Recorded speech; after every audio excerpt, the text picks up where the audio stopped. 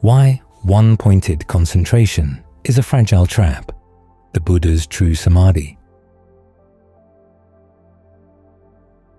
We're practicing mindfulness of breathing, and because it's a mindfulness practice, some people think it means just following the breath wherever it's going to go, or following the mind wherever it's going to go, being non-reactive, non-judgmental. But mindfulness means keeping something in mind. In this case, you keep in mind that you want to stay with the breath. As the Buddha says, you're doing this practice to get the mind into a state of concentration. Here again, there's some conflict or disagreement as to what the word Samādhi, which most people translate as concentration, actually means. Some people say concentration sounds too tense. It'd be better to think of Samādhi as lucid calm. But calm is one of the factors for awakening that's separate from concentration. It's one of the precursors for concentration. And the way Samādhi is defined in the text, it definitely is staying with one thing. Cittass'ekaggatā is the Pali term, which basically means having one gathering place for the mind. You're going to stay with the breath and other things coming up in the mind that are related to the breath. When you breathe, there are going to be feelings of pleasure or pain in the body that are related to the breath. The fact that they're related to the breath means that they're not outside of the realm of your concentration. And there's the state of your mind as you try to stay with the breath. You're going to be aware of that too. So you stay focused around the breath. Everything gathers right here. Some people object to the idea of working on having one focus for the mind because it requires desire. But the Buddha is very clear that desire is part of the path. It's part of right effort. You're trying to generate desire to give rise to skillful qualities, and this is one of them. To get the mind still, focused on the breath. The breath is your anchor in the present moment, so that you can see what the mind is doing in the present moment. As long as you're with the breath, you know you're in the present. Then you can get to see how the mind is shaping things in the present moment. You can observe it directly, in action, so you're not thinking about the mind in the past or the mind in the future. You've got the mind right here, ideally, but then there are some times when the mind is not right here. It comes and goes, in which case you have to work with it. Here, the Buddha says, there are 3 things that you do with the mind as you're mindful of the breathing. 1 is that you try to gladden it. The 2nd is that you try to concentrate it. And the 3rd is that you release it. Gladdening means, basically, making yourself happy to be here. That's the quality you want to develop proactively to reduce the likelihood that you'll get distracted or wander away. If you're glad to be here, you can more easily resist the pull to go away. There are lots of reasons to be glad to be here right now. You have an opportunity to get to know your own mind. You get to know the potentials for the breath and the mind in the present moment. You're practicing the teachings of a noble one. Sometimes it's good to think about the Buddha as you sit down to meditate. Ajahn Suwat used to talk about how it's important to develop an attitude of confidence and conviction in what you're doing here. And part of that has to do with thinking about the person who found this path. Someone who sacrificed everything to find the ultimate happiness. Then, when he had found it, he didn't try to sell it. He offered his instructions for free. In fact, would wander around, on foot, finding people who were ready for his instructions all over northern India for 45 years.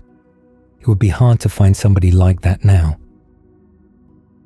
So it's good to think that you have the opportunity to practice the teachings of someone who had that much integrity and that much commitment. Whatever about the Buddha inspires you, it's good to think about that as you settle down to practice. Then of course, there's the breath itself. You can make the breath very comfortable so that it feels good to be here. Or you can think about how the breath energy in the body has an impact on your health. If you have any chronic illnesses or pains, you can explore how the breath energy can be of help, because it's the energy in the body we're talking about here. When the Buddha classifies the in and out breath, he doesn't classify it as a tactile sensation, say, at the nose.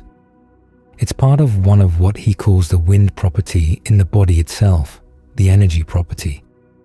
That energy property is something you can sense wherever the nerves go, wherever your blood vessels go.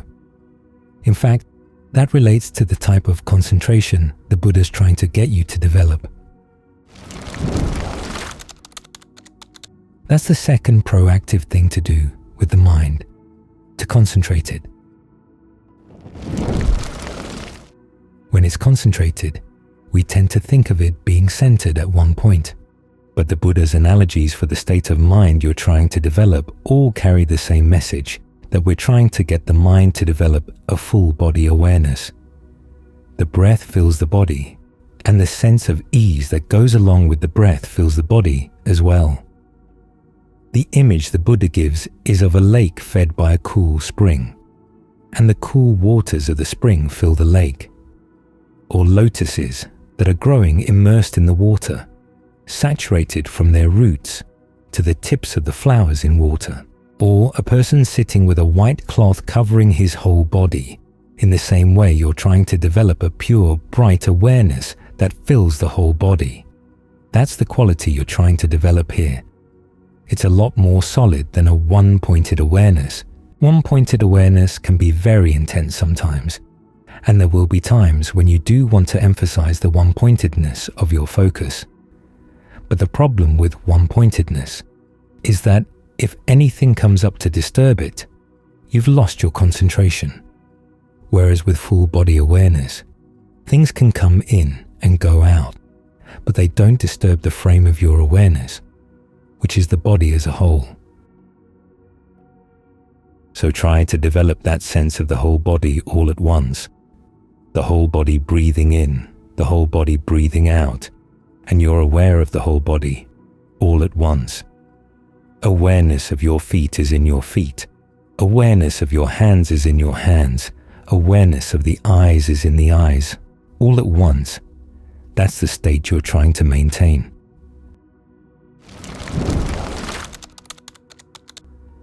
As for releasing, there are many levels of release. We can talk about releasing on the most basic level, which is getting the mind away from its distractions. Even though you're trying to develop this sense of being gathered together around one thing, other vagrant notions will come through the mind, which are part of your past karma. The question is, are you going to go with them or not? If you're really solidly with the breath, you'll realize you don't have to go. But before you get solidly there will be a lot of temptations to follow other things around. So it's good to know how to deal with them. The Buddha sets out 5 strategies altogether. The first one is that when you realize that you've left the breath, just bring yourself right back. In other words, there's been a slip in mindfulness, a slip in your alertness. But now you've regained mindfulness, you've regained alertness, so bring the mind right back. Sometimes you have to ask yourself, what was it about the breath that allowed you to go to begin with? You might want to change the way you breathe so that it's more gratifying, more satisfying. Or there are times when you're wandering off, and before you can get back to the breath, you have to think about something to remind yourself of why you want to go back to the breath. You can think about the Buddha, the Dhamma, the Sangha. If you're having doubts about your ability to do this practice, remind yourself of the good things you've done in the past, the times you've been generous, the times you've been principled in your actions when it was a challenge. Or you can think about death. That's one of the topics of meditation that the Buddha recommends. And it's not just thinking death, death, death. It's thinking, There's work that has to be done. My mind needs to be brought into good shape before I die. I don't know when I'm going to die, but I do know I have the opportunity to work on the mind right now. So mindfulness of death is basically a lesson in heedfulness. There's important work that has to be done. And if you don't do it now, when are you going to do it? It doesn't get easier as you get older. That's the first strategy. Just remind yourself that you're not here to wander around. You're here to do work. You're here to make a difference in the mind by getting it skilled at staying with one thing.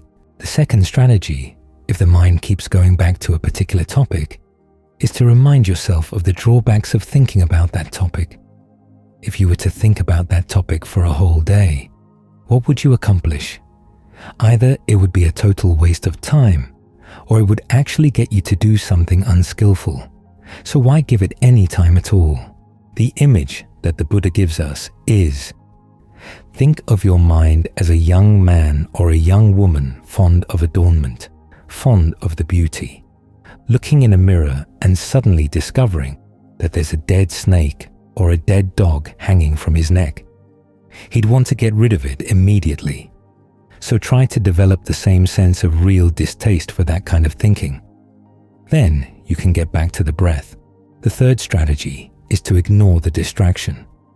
If it keeps coming back again and again, no matter how much you think of its drawbacks, just tell yourself, I don't have to pay attention to it. Here the Buddha's image is of a man who sees something he doesn't want to see, so he turns his gaze away. You can think of yourself as being in a large room like this. You're sitting in one corner. You've got work to do. There are people chattering away in another corner. If you pay attention to what they're saying, your work isn't going to get done. Or you can think of those thoughts as stray dogs coming around asking for food. You know that if you feed them, they're going to keep hanging around, so you just don't feed them. They'll whine and they'll whimper for a while. But if you're firm in not giving them anything to eat, eventually they're going to go away. The same with thoughts in the mind. If you don't pay them any attention, they're going to hang around for a while, but then they'll go. And you've learned an important lesson. Things that come up in the mind feed on the attention you give to them. So why pay them any attention? The fourth strategy is to notice that when a thought comes into the mind, there's going to be a pattern of tension in the body. You'll sense this especially if you've been getting sensitive to the breath energies in different parts of the body. So if you can locate the tension, just release it, relax it. It's as if there's a marker in your body around which the thought will coalesce, and you remove the marker. The thought has nothing to depend on, nothing to stand on. The image the Buddha gives here is if a man who's walking. He says, why am I walking? Why don't I just stand? As he's standing, he says, why am I standing? Why don't I sit down? While he's sitting down, why am I sitting here? Why don't I lie down? In other words, you get into more and more relaxed positions that take less energy. We talked about the energy that's required for the concentration. Well, distraction requires energy too. As long as you're going to be putting energy into your thinking, put energy into thoughts that are going to be useful, like getting the mind to settle down. The final strategy, if nothing else works, is to press your tongue against the roof of your mouth, clench your teeth, and tell yourself, I will not think that thought, and just squeeze it out of the mind. The Buddha's image here is a strong man who's overpowered a weak man and bends him down. You might use a meditation word. Buddho is a popular word in the forest tradition. Just repeat it really fast in your mind like a machine gun. Buddho, Buddho, Buddho. You have to be very firm in your determination that you're not going with the thought. Of the various strategies, this is the one that requires the least insight and the most force. You may not be able to keep it up for long, but it can clear the air. Then you can go back to one of the other techniques. you're going to need a complete toolbox here. And this is the sledgehammer. There's not just one way you can deal with distractions. There are 5 main ways. Then there are specific ways of dealing with specific distractions, like sleepiness or lustful thoughts. But everything falls under these 5 main categories. As the Buddha said, when you've mastered these strategies, then you can think whatever thoughts you want to think, and you don't have to think any thoughts you don't want to think.